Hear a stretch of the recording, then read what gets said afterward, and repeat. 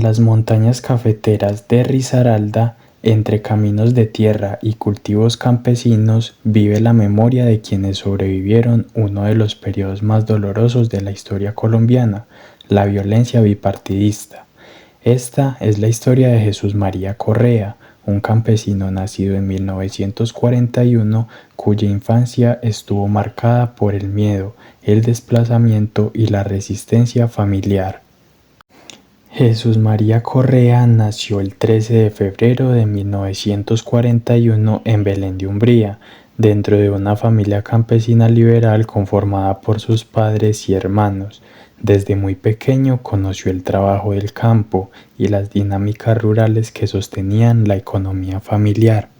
¿Y a qué se dedicaba usted antes y después de la violencia bipartidista? ¿O siempre ejercieron las labores del campo? Sí, siempre en el campo, sí. Su familia vivía principalmente de la agricultura y de la tenencia de tierras.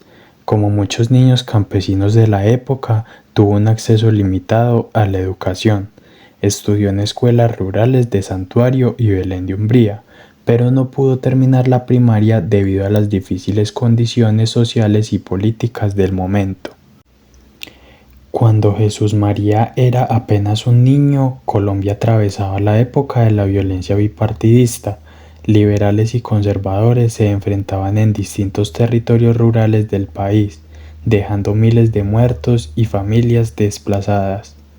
Un niño, cuando esa violencia, mi papá y mi mamá me llevaron nos tocó amanecer abajo en Valdelomar, en un punto que se llama El Salto, entre un monte, porque en esa época la guerrilla era de conservadores, pues ya los liberales.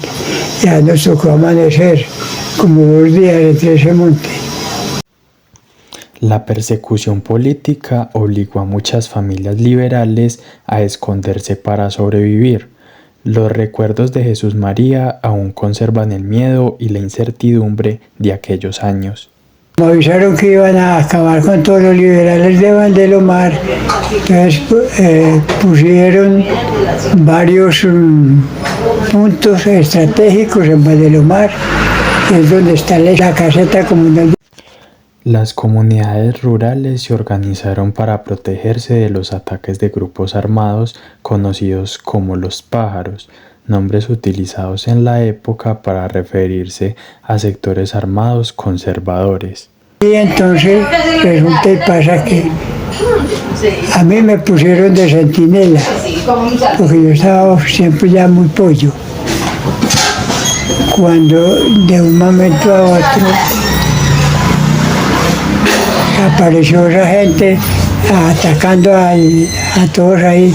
Entonces, como todos Valdelomar estaban todos armados, entonces ¿qué pasó? Se agarraron a candela y todos los que ahí cayeron una gente de Santuario. Aunque era apenas un niño, Jesús María fue testigo directo de enfrentamientos armados, persecuciones y asesinatos políticos. La violencia también marcó la historia de sus padres, quienes migraron desde Antioquia hacia lo que hoy se conoce como Risaralda, buscando seguridad y nuevas oportunidades. Mi papá era de Fredonia y mi mamá era de Venecia.